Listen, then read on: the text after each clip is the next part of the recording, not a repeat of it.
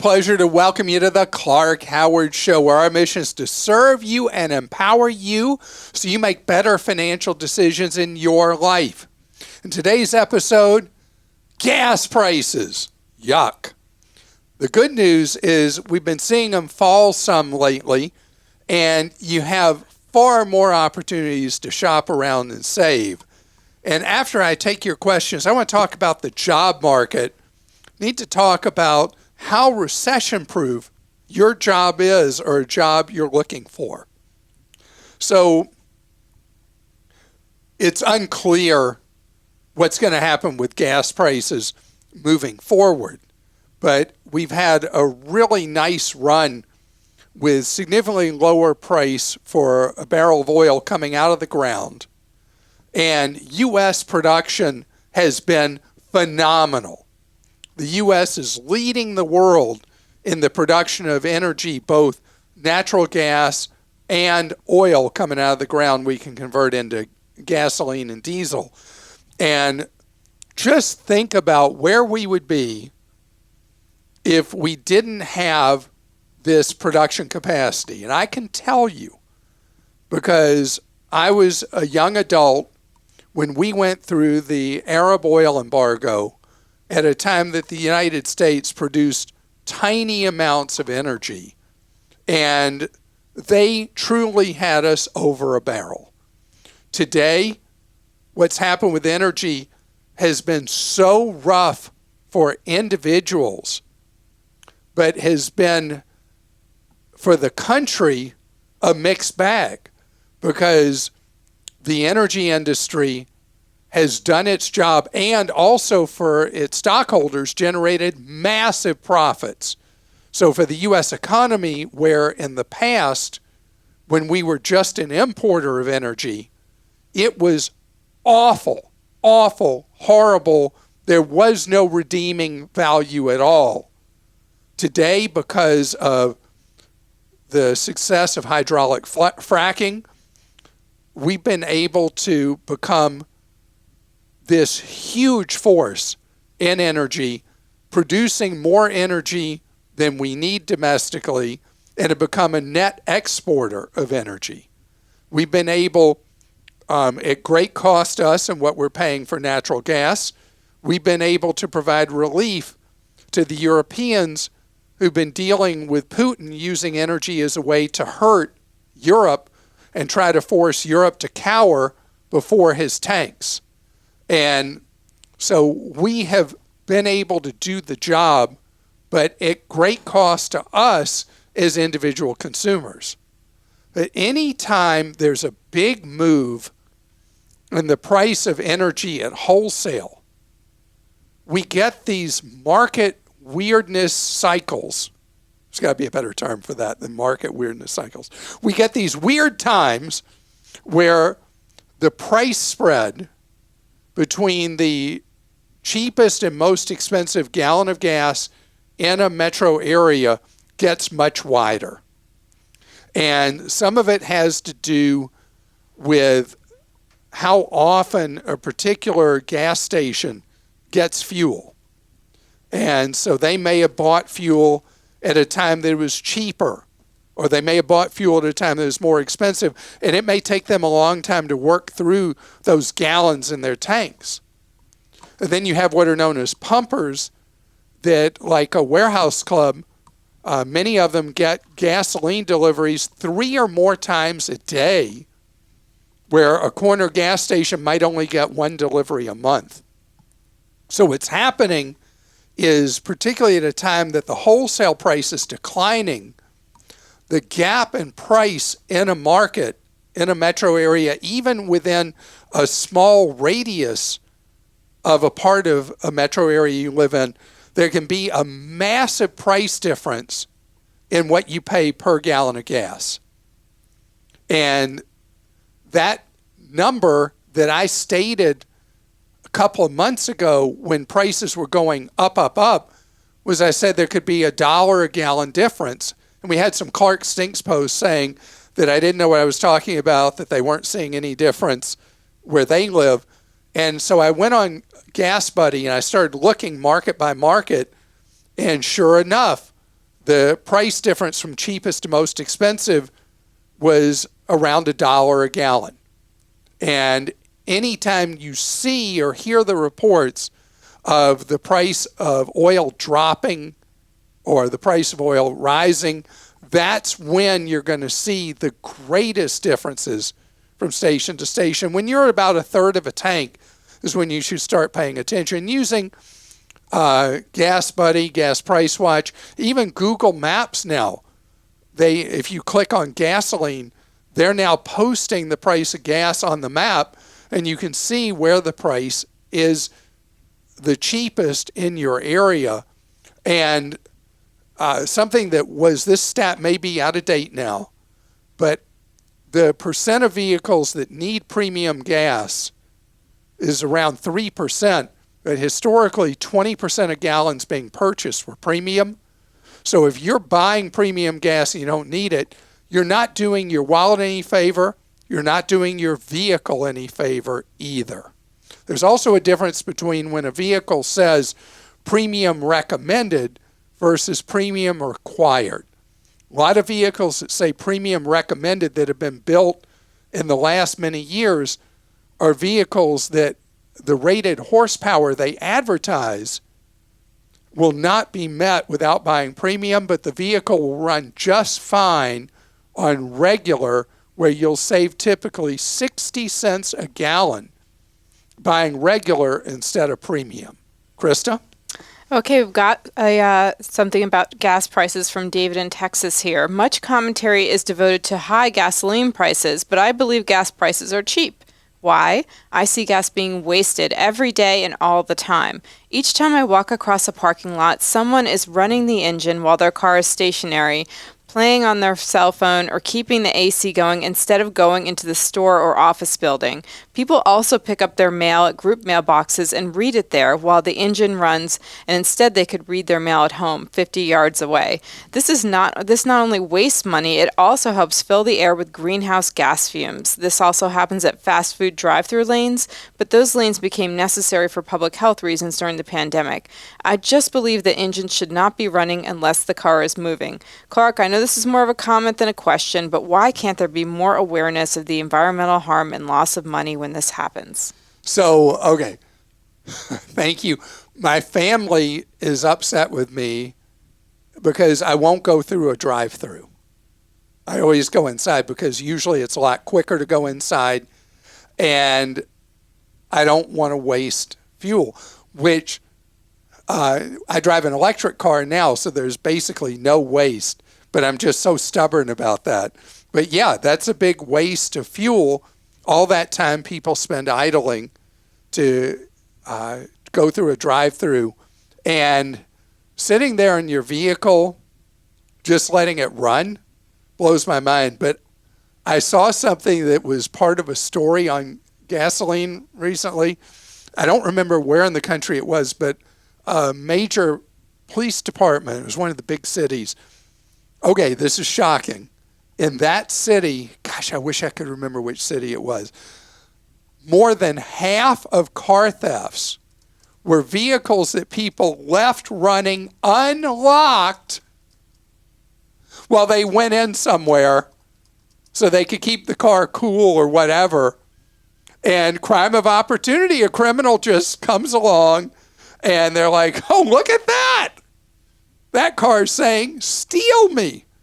And somebody who just ran into the 7-Eleven or ran in wherever comes out, and bam, their car's gone.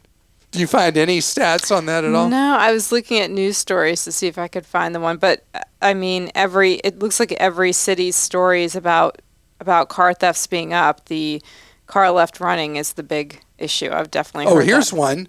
More than half of cars stolen in Atlanta were left running unattended, the police chief says. How about that? Yep. So I'm sure that's not unusual that Atlanta has more than half. It's one of the largest cities, metros in the country. I'm sure that trend is similar elsewhere. Stop wasting gas, and don't let somebody run away with your vehicle too. This is from Lieutenant Colonel John in Washington. Captain Clark, thanks to the Clark team on a lifetime of great advice that we use every day. We're taking our first trip to Australia and plan to rent a car for part of the time. We have USAA insurance, which we love, but when I called to check if Australia is covered for rental cars, they said it is not. Who should we look at for short-term rental car insurance while there? First of all, thank you for your service. It's exciting that you're going to Australia. Yes, I love Australia, and I'm disappointed USAA won't cover you while you're in Australia.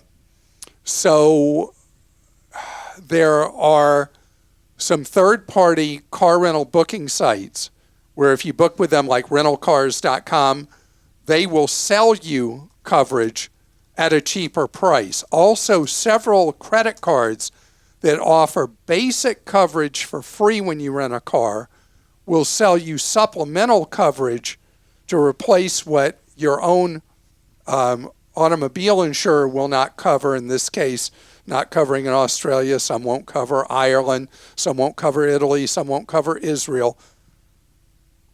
You notice several of those start with an I? Must be any place starts with an I. Anyway, if you buy it up front from who you're booking the rental car with or through your credit card, you'll get really solid coverage for liability, typically property damage, the collision damage waiver, all that, by paying for it up front.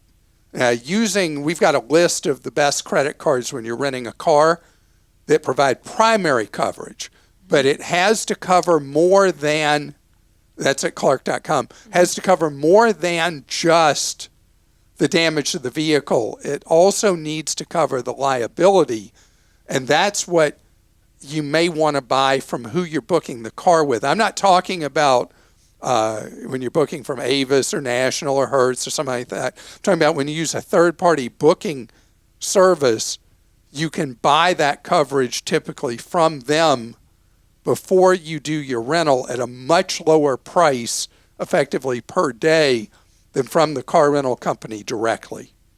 And this is from Ian in Ohio. I was originally planning to purchase a new electric vehicle in 12 to 18 months once prices moderated. However, I've recently heard discussions that the federal tax credit may not be extended or may be drastically reduced. In addition, I expect car loan interest rates to be higher than they are now. With that said, do you think it would be better to move forward with an electric car purchase now or still wait the 12 to 18 months? Ian, I hope you're not hating me in a year and a half. I think there's an enormous advantage for you to wait to buy that electric vehicle. The electric vehicle market is going to have dozens of new models rolling out over the next 2 years, and the supply chain issues obviously over time will resolve. The cost of electric vehicles that has really gone up recently, negating plus the advantage of the federal tax credit. I think you're better off waiting, and there are going to be some very aggressive players in the market. One that's been a real surprise aggressive player has been Hyundai and Kia that have critically acclaimed electric vehicles. And you're going to see from so many manufacturers, so many models of electrics coming in, that you're going to see these higher prices we've had recently come back down, and they'll more than cover that tax credit, even if the tax credit does go away. Coming up next, crystal ball again, the job market, what we're looking at as we move to closer and closer to a possible recession. So the recession, are we going to have one? Man. Economists disagree so much, the financial sector disagrees so much, but the odds are probably at least 50-50 that we will have some degree of recession. There are many definitions of what makes a recession, but an economic slowdown is exactly what the Federal Reserve and central banks around the world are trying to engineer to squeeze the inflation out of our economy and economies overseas. You may not be aware because we only look at what we're facing. Inflation is a worldwide result of COVID and all the disruptions that COVID caused and all the reactions that governments took to COVID with all the money they pumped in. All these things have led to this worldwide phenomenon of inflation. And inflation can take on a life of its own. So that's why our Federal Reserve and other central banks are engineering economic slowdowns that they hope stop short of a recession but couldn't lead to one. So there are employers that have decided, hey, we're not going to fill vacant jobs. Companies like Apple have announced that they're going to reduce hiring, that they're going to try to control budgets because they don't know what's coming next. Capitalists hate uncertainty. And one thing you can do is you can say, we had these vacant positions. They've been hard to fill anyway. We're just not going to fill them. That's a long way from going to the point where you say, okay, we're going to get rid of a bunch of people. But if you've been through that in the past, where you thought your job was secure and suddenly they give you the heave-ho, and you want to avoid that if the economy does get into more trouble than it looks like it's going to get into right now, but you're worried about that, there are 4 sectors that CNBC reported on that are the most recession-proof of any job sector in the United States. Number 1, far and away, healthcare. Now, when I talk about healthcare, you're probably thinking, well, I'm not a doctor, I'm not a nurse, I'm not a medical tech. What is that going to do for me? Well, the reality is healthcare is an extremely labor-intensive field with a huge number of jobs that are not medical service delivery. They are not what they say patient fronting. So the healthcare sector has so many different types of jobs that is an area to look at. Second, government. Government at all levels, short of workers. Because government historically has not paid as well as the private sector. So those jobs have been really hard to fill at all levels. A lot of local governments and state governments have been boosting pay recently because they just can't fill critical jobs. And so it's a time that government jobs are paying more than they historically have. And governments tend to not lay off workers during a recession. There was some of that during the Great Recession, but it's a very rare circumstance. Another field that actually does require that you have the direct skills, and that's anything computers, info, technology. That area is one that continues to have far more openings that pay really well, with a continuing growth as share of the economy here and overseas. That's a great opportunity area. A lot of the training you need to work in the computer field does not require a college degree, but would require maybe a technical school or something like that.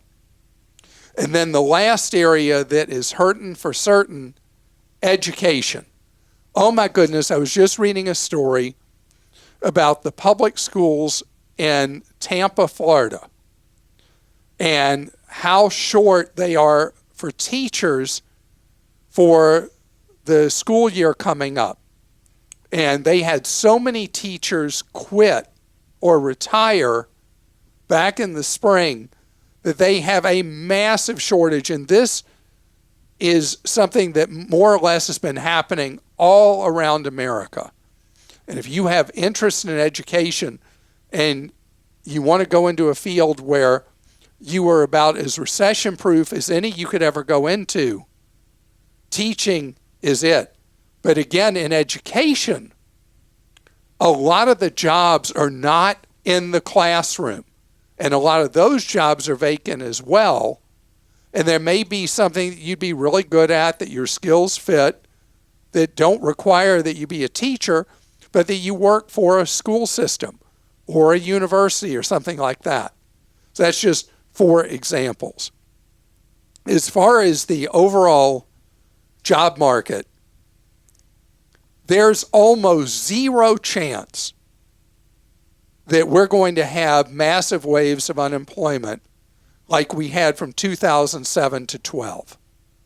That is almost certainly not in the cards. The only way that would happen is if something really unexpected and terrible happened in the world, and I can't even go there. I know that in times of uncertainty, our minds go to the worst circumstance we could think about, and I can tell you we're not, barring something really crazy happening, we're not going to anything like the job losses that happened in the recession that started 15 years ago, period. All right, we'll go to some questions. This is from Shay in Kentucky. I'm fortunate enough to be in a career that has a pension. I started as a special education teacher, just talking about teachers, at 23 years old. Wow. I'm entering year 19 this fall. I'll be eligible for full pension when I'm 50, and it will nearly be tripled if I work until I'm 55 due to actuarial math. Say that 3 times. I know. My concern is how to prepare for retirement. I won't get Social Security. I contribute minimally to a 403b, 457, Roth IRA, money market, and term life insurance. My student loans were forgiven in April due to PSFL waiver. Yay. I'd like to roll over these Public service loan forgiveness. I'd like to roll over those monthly payments into the most advantageous retirement plan. What's the best game plan for the few of us who still get pensions? So for you, absolutely, you want to focus your efforts on a Roth IRA. You'll be able to pop $6,000 a year into it because you're in your 40s. When you turn 50, you'll be able to step it up. Who knows what amount it'll be by the time you turn 50. You want to do it with one of the ultra low-cost companies so that the money is efficiently working for you. Your 403b almost certainly is junk. Almost all 403b plans in America are terrible. So doing a Roth IRA with an ultra low-cost provider would be what you should do. Now, the 3 simplest choices are Vanguard, Schwab, and Fidelity, and they have no cost to running the Roth IRAs. You only pay the management fees for whatever investments you go into that are all sold commission-free. And I have a simple investment guide at Clark.com, and that pension is going to provide you real comfort in retirement. The money you put in the Roth IRA is going to allow you potentially to live even better after you're retired than you have lived while you're working. And this is from Mark in California. I'm in my late 40s and have a decent job running a very small nonprofit, but I feel stuck. I would like to make a switch, but I don't know what to do. I feel like I'm running out of time. I was placed here out of college and I never left. As a Clark aficionado, of course I'm frugal and have a decent 401k plus separate retirement and only have mortgage debt. So I could take a lower paying job if there was something that spoke to me. Do you have a resource that you would recommend that would help somebody determine their passion or best life path? I have a lot of interests, but there is not one that sticks out to me. I feel a little lost and thus never take any action. So, Mark, my favorite thing for you to do is to go volunteer at organizations you care about. You're in the nonprofit sector. You obviously enjoy helping people. You just feel like your mind is numb from what you've been doing all these years. Go volunteer at places that you think you'd really enjoy. You may find that new home through that discovery. If you would really be more interested in seeing what the traditional profit sector has available, you could do some gig work and expose yourself to other people, other opportunities, and see if there's something there that excites you where you're not excited anymore. What does it say? Informational interviews. Oh, you yeah. know? Take someone out to coffee or see if they can give you a half hour of their time. So people you know who are acquaintances, friends, who really are jazzed about what they do, what Chris is talking about, is you go sit and chat with them. And the formal name for it is an informational interview, but it doesn't even need to be that much. It's just you're on an exploration to see if you can find, Mark,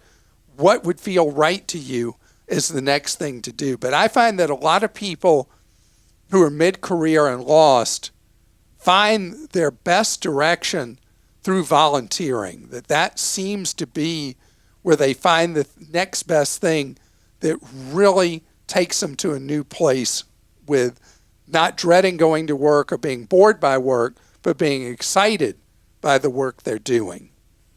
Okay, and this is from Rachel in South Carolina. My employer uses a high-fee brokerage for all of our employees' simple IRAs. We have also been pre-assigned a wealth advisor, and I have not been happy working with him. I contribute a large sum monthly and also receive a company match, but feel trapped using this brokerage and advisor when I'd rather self-direct. What is the best way around using this expensive brokerage? I've pleaded several times to switch to a low-cost provider like Vanguard. So your employer uses a lousy choice for the employee retirement plan. Ultra high cost. They're not a fiduciary, meaning that the advisor you've been assigned to is somebody who's pitching ultra high commission things for you to go into in addition to the really crummy retirement plan you have. So what I recommend you do is, if you're still income eligible and they don't want to play this game, you do your own Roth IRA. I was talking about earlier, with the Roth IRA, you can put $6,000 into it each year, and beyond that, and you could do that with one of the low costs. You mentioned Vanguard. You're comfortable with them. You could do that.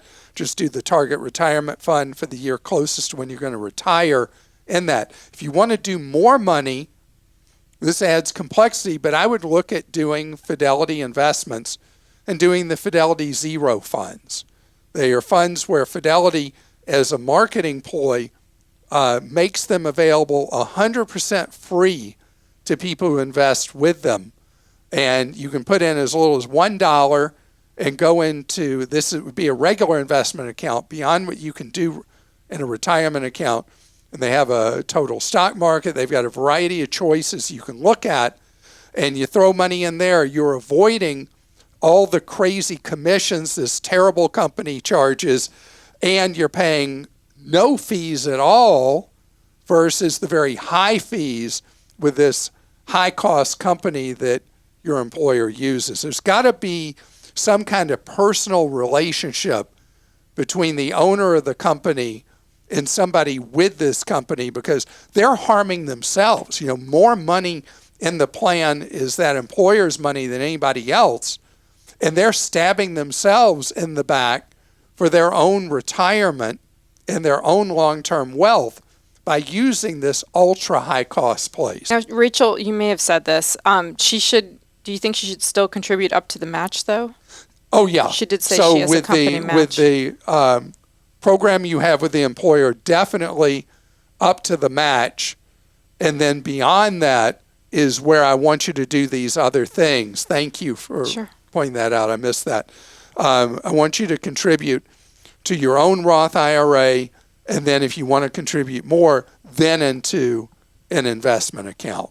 And the investment account, even though it's subject to tax, would still be much cheaper, and you'd end up with more money down the road paying tax on your earnings than you would with the employer plan, where ultimately you have to pay tax on everything in the account, and you would have paid all these gigantic fees that are charged in the plan. I hope you enjoyed this episode. In reality, there are so many questions we get every day, every week, and we can only get to so many. I want to tell you, for just short of 30 years, we have the Team Clark Consumer Action Center, where you can ask your question and get advice and guidance for free 30 hours each week.